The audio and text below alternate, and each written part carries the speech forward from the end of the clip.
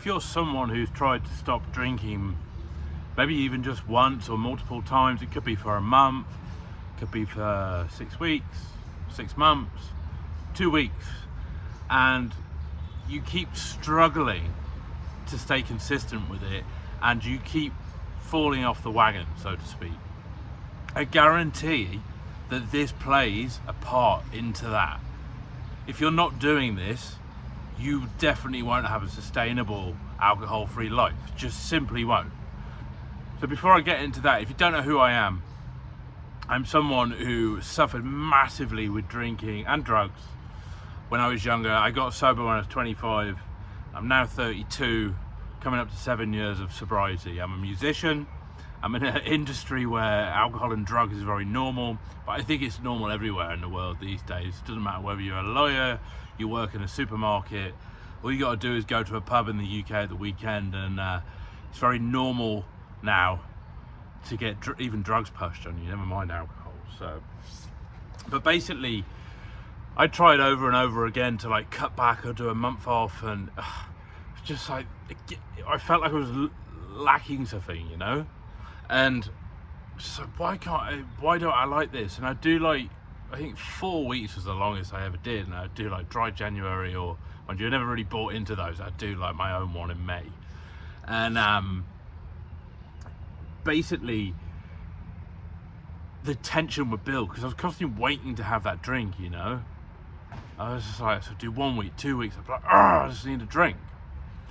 And it wasn't even really the alcohol, it was this whole going out and like letting, like the release.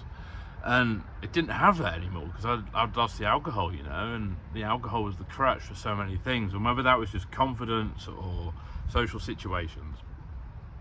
Anyway, fast forward the clock, again, 2018, I was 25 years old and I just couldn't take it anymore. I was going to die if I didn't stop. It was pretty severe. But the way in the end I did that, first of all, I got a mentor, I got someone to show me the path to successful sobriety, alcohol-free life, or whatever you want to call it. But the way to do it was to completely reinvent my identity and my character. I'm still the same person deep down. I'm still crazy, you know, I'm still rock and roll. Maybe more now than I even was back then. But basically, I had to create a life that I didn't want to give up for an alcoholic drink or sacrifice. So if you think about it, you stop drinking, if you're only focusing on what you've lost, which all you've lost when you stop drinking is the alcoholic drink, it's going to come across as a negative thing, especially if you're living in the past. You should never live in what happened yesterday or the last week or last month. You should be living in the present, which is one of the hardest things to do. But basically, you have to think up of what do you want out of life? Because you're watching this now, and I'm going to guess it's not going to the pub or the bar every weekend, blowing all your wages, destroying relationships, ruining your relationship with your children or your friends, destroying your physical and mental health. I guarantee it's not those things. So what do you want? Is it complete freedom to work a job you truly love, to be able to do what you want when you want, to have like internal wealth, and to have the materialistic things you want? There's nothing wrong with having the materialistic things, but to really appreciate those and to feel satisfied and fulfilled in life, you need true purpose and a true mission. And whether that is children or that's a career or to help other people, you need to feel fulfilled. You're never going to find that in an alcoholic drink. And you have to design that life. You have to know what it is, because at the end of the day, it's all about the journey. It's not about the destination. But you do need to have something to lock onto, a goal to lock onto, a destination to lock onto. Because think about it. If you get in the car and just start driving with no destination, you're not going to end up anywhere if you don't know what that destination is. Even worse, if you do have a destination and you don't have a route to get there or a plan, or even these days a sat nav, you're not going to get there unless you know how to do it. But so you have to first be aware of the life, or how your dream life looks, and how you want to be as a person. What energy do you want to give to the world? That's like the first thing. And then how does that life look? Like the holiday, or living in a foreign country, having the lifestyle you want, having the career you want, having the relationships you want, even having the family you want, maybe even the body you want and the car you want, like how does that all look? Because if you have no idea, you will never get there. It's so simple. And then you have to create a plan and a route to get to that. And that's the hard bit. That's where you need guidance, and that's where a mentor comes into it. Someone who's already done that and knows how to do it.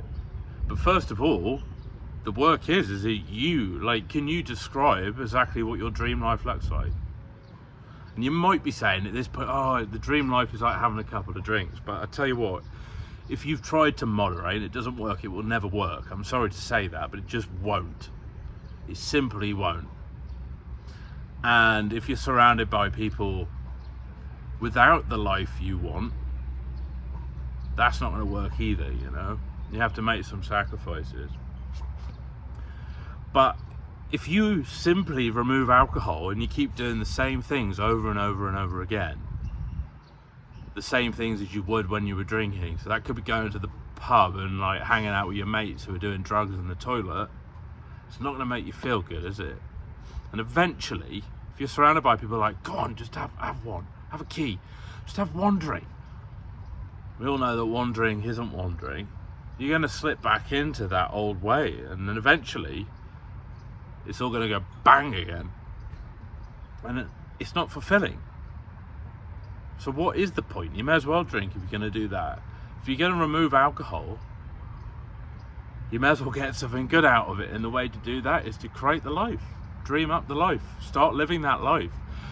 And once you start living that life, it takes a long time. Well, it might not actually. It took a while for me. It's different for everyone. It depends what stage you're at and how much you were drinking and what bad habits you have. But trust me, when you start living that dream life, and yeah, again, I'm coming up to 7 years of sobriety, my brain still plays tricks on me. It's like, oh, maybe like a cheeky drink wouldn't hurt. That'd be quite nice. Maybe like I'm over all these problems now. But then I'm like, nah. I tell it where to stick it, those voices, and I just think, nah, because I know what one drink would do, and I would lose everything I have right now. I would lose my dream life, It's not worth sacrificing all these relationships I've rebuilt, the lifestyle I have now, the freedom I have now, the community I have now, helping people like yourself right now. I would lose all of that. Worst of all, I would lose the peace in here, something I've worked so hard for every single day, and I still do. It's an ongoing journey. Like I said, it's about the journey, not the destination. It's not worth losing that. So if you're someone who's struggling to drink, I'm sure you're not struggling to drink. If you're someone who's struggling to stop drinking, you have to do this. If you're not doing this, it will not work. So yeah, peace, folks. If you like this, hit subscribe, comment if you can relate. See you soon.